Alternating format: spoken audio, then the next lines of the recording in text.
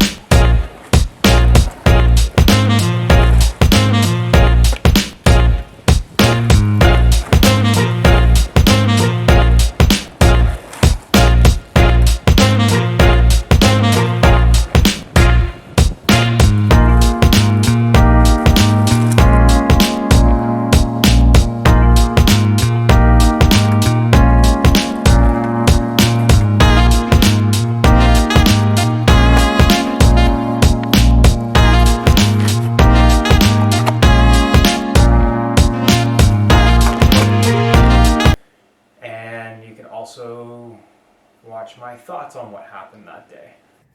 So I just broke my truck. Not really sure how it happened. Mind you, these are the trucks off of a $20 clearance board at a National Sports. So I got a lot more use out of them than I thought I would. All in all, today just kind of sucked. Wasn't really landing tricks. Tricks I did land were kind of sloppy. I guess I just kind of go home, regroup, and conquer the next day. Can't win them all. So let's get into opening this up. I'm going to actually start with the board.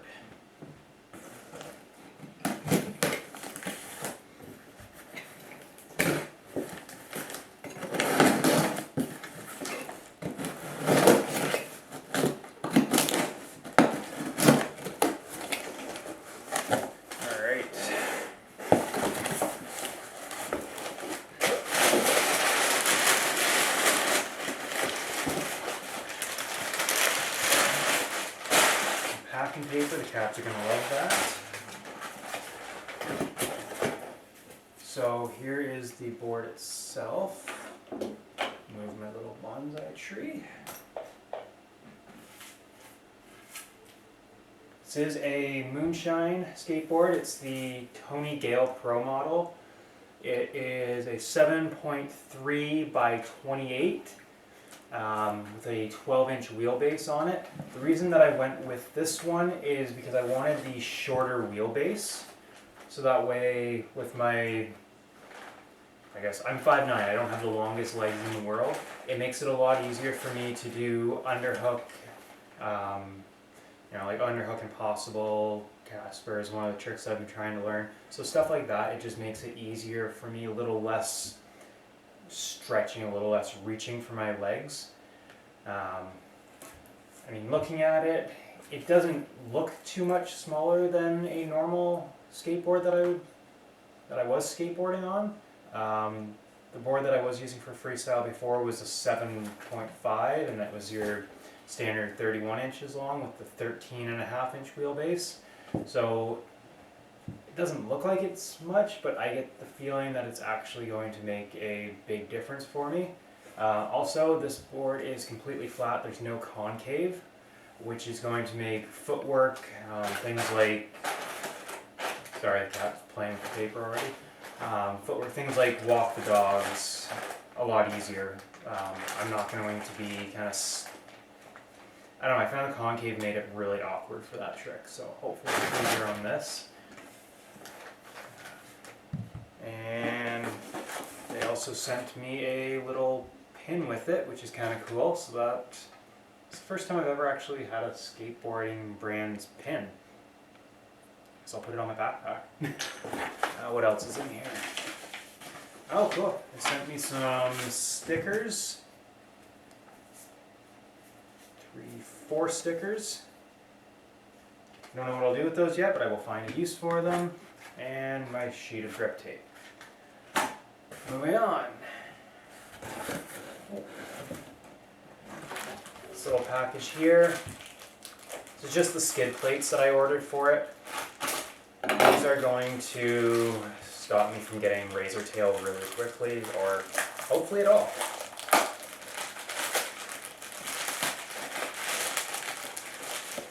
I got these from Skull Skates. The reason that I chose Skull Skates was because it was a Canadian company. I'm Canadian. It was just cheaper to have these shipped to me from there. Sorry, cat's scratching the couch now. Yeah, so it was just cheaper shipping. Saved me probably about $15 to buy them through Skull Skates. I don't know that it actually matters where you get your skid plates from. I'm still new to freestyle, so I don't know a whole lot. And that's it. And then this package here, these are the trucks that I ordered for the freestyle board.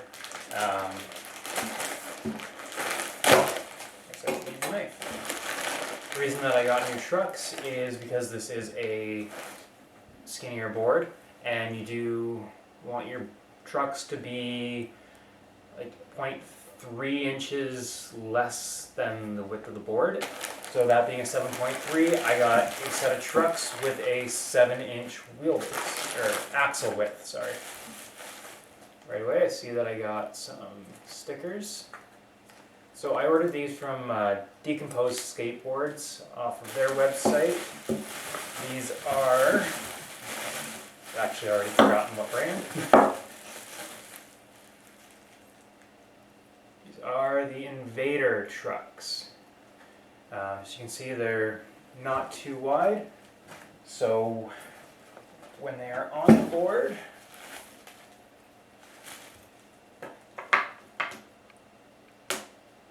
they don't stick out past the board, and I have a little bit of room, so that way when I'm in the rail, the board kind of sits in it nicely, as opposed to if the truck sat outside of the board. You kind of have that awkward trying to balance on an axle, as opposed to balancing on both your board and the wheel at the same time. So that's them. I'm not going to record myself setting that up. Personally, whenever I'm watching a video and I'm watching them set up the board, I'm just like, alright, come on, get to the skateboarding part. So I'm going to set this up off camera. It's a little late and it has been raining today, so I'm not going to go outside and skate it tonight, but I'm definitely going to get outside this weekend with it, and I will post the session of my first time on my new freestyle setup after I'm done talking here, which is right now. Got the new freestyle board all set up. Ran out of grip, so I was only able to do one of the kicks on it. That's okay. I'm used to skating freestyle boards with no grip on the kicks. So I'm gonna try it out, see how it feels. When I was doing the unboxing, I said that it didn't look too much different than a regular board, but now that I've actually ridden it over here, the size difference is very noticeable.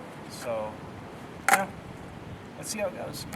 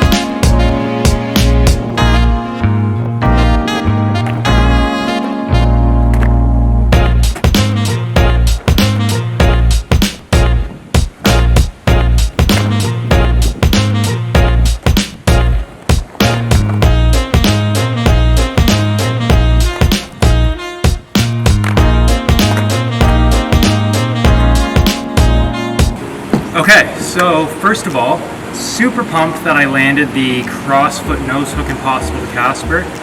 I've tried learning that trick before on my old board and it just wouldn't happen for me. Definitely think having the narrower wheelbase made a huge difference on that. The board being 3 inches shorter definitely helped with that. There were a few times where I actually missed the nose because I was so used to trying to reach out for it. Other than that, overall impression of an actual freestyle setup. I like it. There's a few things I'm going to have to get used to. The lack of concave makes some tricks a lot harder. The roll-out flip from hillside rail to hillside rail, which was very easy for me on a street deck, is very difficult for me on a freestyle board because of the lack of concave. It doesn't roll as well. So that's just something I'm going to have to get used to. I was able to learn a few tricks that I haven't done before, like the rail shove to rail and the truck stand to rail. Definitely feeling a lot more stable in rail. Definitely more stable in Casper. Actually being able to hold that for more than just, quickly like get in, pop out. And actually get in, hold, pop, which feels really cool. The other good thing in regards to Casper, having the skid plates on the nose and tail, is I can feel when I'm on properly. Whereas on the old board, sometimes it was guesswork as to whether my foot was fully on or not, and now there's no question about it. If I'm in, I know I'm in. The only thing that I'm going to want to change about this board is, aside from getting more grip and gripping the nose as well as the tail, just harder pushings. That's the only thing that I want to change about this. Other than that, I absolutely love it. Cannot wait to do more freestyling in the future, and just learning more tricks, getting more consistent with what I've learned today and with what I have to kind of relearn. So that's it for today. Thanks for watching. Thanks for, all that jazz. Whatever. I don't know, man. Bye.